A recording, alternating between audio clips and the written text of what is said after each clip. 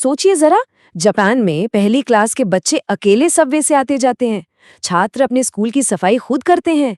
और तो और छोटे छोटे बच्चे अकेले ही घर का सामान तक लेने निकल जाते हैं। तो चलिए आज इसी अनोखी जापानी कला को थोड़ा और गहराई से समझते हैं। सुनने में थोड़ा अजीब लगता है ना, खासकर तब जब हम अपने बच्चों को छोटी छोटी चीजों के लिए भी बार बार टोकते रहते हैं। एक तरफ हम हैं जो अपने बच्चों को हर छोटी बड़ी मुश्किल से बचाने में लगे रहते हैं, और दूसरी तरफ जापान है जहां बच्चों को बहुत ही कम उम्र से, मतलब एकदम छोटी सी उम्र से आत्मनिर्भर बनाना सिखाया जाता है। तो आखिर इसका राज क्या है? देखिए, इसका जवाब किसी एक जादुई ट्रिक में नहीं है, बल्कि ये तो परवरिश की एक पूरी की पूरी सोच है, एक फलसफा है। और इसकी शुरुआत एक बहुत ही बुनियादी लेकिन एकदम अलग सवाल से होती है। एक बच्चे को असल में सीखना क्या चाहिए? तो ठीक है, चलिए इसे समझते हैं। बचपन को देखने के दो बिल्कुल अलग नजरिए हैं, एक निर्भरता का और दूसरा आत्मनिर्भरता का। और यकीन मानिए, ये दोनों दुनियाएं एक दूसरे से बहुत अलग हैं। अच्छा, अब जरा इस फर्क को देखिए। ये सच में सोचने वाली बात है। वेस्टर्न कल्चर में क्या माना जाता है कि बच्चा पैदा होता है तो वो पूरी तरह से डिपेंडेंट होता है, मतलब निर्भर, और माँ बाप का काम है उसे धीरे धीरे इंडिपेंडेंट यानी आत्मनिर्भर बनाना। लेकिन जापान में सोच बिल्कुल उल्टी है। वहाँ माना जाता है कि बच्चा एक अलग इंडिपेंडेंट वजूद के साथ पैदा होता है, और पेरेंट्स का काम है उससे परिवार पर निर्भर होना सिखाना, ताकि एक मजबूत गहरा रिश्ता बन सके। इसका मतलब ये हुआ कि वेस्टर्न पेरेंटिंग में बच्चों को शुरू से ही अपनी ज़रूरतें और अपनी भावनाएं खुलकर बताना सिखाया जाता है। उन्हें एनकरेज किया जाता है। जैसे अगर कोई बच्चा रो रहा है तो इसे सेल्फ एक्सप्रेशन का एक ज़रूरी हिस्सा माना जाता है। मतलब मैं रोता हूँ तो मेरी बात सुनी जाती है, मेरी ज़रूरत पूरी होती है। वहीं दूसरी तरफ जापानीज परवरिश में कोशिश ये होती है कि माँ और बच्चे के बीच एक ऐसा गहरा इमोशनल कनेक्शन बने कि माँ को बच्चे की ज़रूरतें बिना बोले ही समझ में आ जाएं। लक्ष्य एक तरह की एकता बनाना है, जहाँ दोनों एक दूसरे से इतना जुड़ावा महसूस करें कि कोई सीमा ही ना रहे। और इस अनोखे जुड़ाव को समझने के लिए हमें एक बहुत ही खास जापानी कॉन्सेप्ट को समझना होगा, जो असल में उनके सारे रिश्तों की बुनियाद है। और ये कॉन्सेप्ट है अमाय। अमाय का मतलब है दूसरों पर इमोशनली डिपेंड रहना, उन पे लाड़ प्यार से भरोसा करना। और मजे की बात यह है कि ये सिर्फ बच्चों तक ही सीमित नहीं है, बड़ों के बीच भी ये रिश्तों को मजबूत बनाता है। जैसे ऑफिस में किसी कलीग से मदद मांगना या अपने पार्टनर पर पूरी तरह से भरोसा करना। तो अमाय की जड़ें माँ और बच्चे के उस शुरुआती रिश्ते में होती हैं, जहाँ बच्चा पूरी तरह से सेफ और महफूज महसूस करता है। और यही जो एक दूसरे के करीब रहने की चाहत है ना, ये फिर जिंदगी भर उनके रिश्तों को एक शक्ल देती है, चाहे वो परिवार हो, दोस्त हो या फिर वर्कप्लेस ही क्यों ना हो। ये भरोसा और लगाव का एक मजबूत बेस तैयार करता है। तो अब सवाल ये उठता है कि अगर रिश्ता इतना गहरा और लाड़ प्यार वाला है, तो फिर डिसिप्लिन कैसे सिखाया जाता है, मतलब अनुशासन? चलिए देखते हैं कि ये कैसे होता है। जापान में अनुशासन को शित्सुके कहते हैं, और इसका मतलब सजा देना या डराना धमकाना बिल्कुल नहीं है। शित्सुके का असली मतलब है सिखाना। ये कला है अच्छे व्यवहार को डांट फटकार के बिना धीरे धीरे अपना उदाहरण देकर और प्रैक्टिस करवाकर सिखाने की। और यहीं पर, मतलब इसी पॉइंट पर सबसे बड़ा फर्क साफ नजर आता है।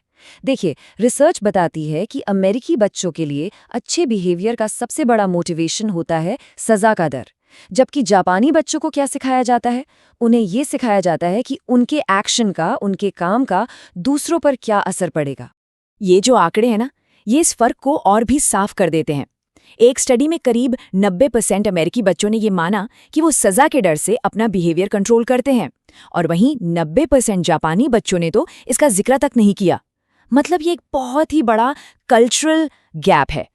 तो जो सबसे ज़रूरी बात निकल कर आती है वो ये है कि इस अनुशासन का आधार सज़ा नहीं बल्कि सहानुभूति है, एम्पैथी है। बच्चों को ये सिखाया जाता है कि किसी को मारना नहीं है, इसलिए नहीं कि तुम्हें डांट पड़ेगी, बल्कि इसलिए क्योंकि सामने वाले को दर्द होगा। फोकस हमेशा इस बात पर होता है कि आपके काम से, आपके बिहेवियर से दूसरा इंसान कैसा महसूस कर रहा है। अच्छा, तो ये तो हो गई थ्योरी। अब एक प्रैक्टिकल एग्जाम्पल देखते हैं कि ये सब रोजमर्रा की जिंदगी में असल में काम कैसे करता है। सोचिए, किसी बच्चे से कोई गलती हो जाती है, मान लीजिए दूध गिर गया, तो हमारा पहला रिएक्शन क्या होता है? हम फौरन उसे बचाने दौड़ते हैं, है ना?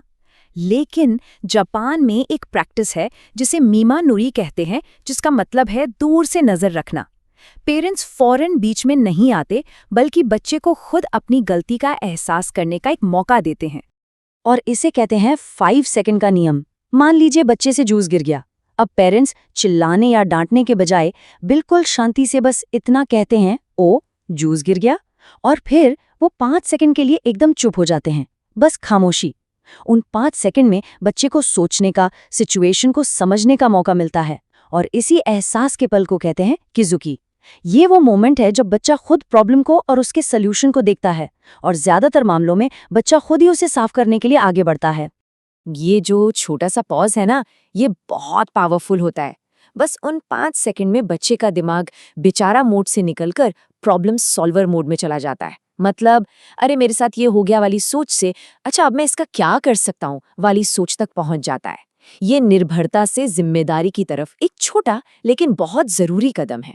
तो आखिर में परवरिश के ये जो 2 अलग-अलग रास्ते हैं, ये बच्चों के डेवलपमेंट को, उनके विकास को किस तरह से एक अलग शक्ल देते हैं।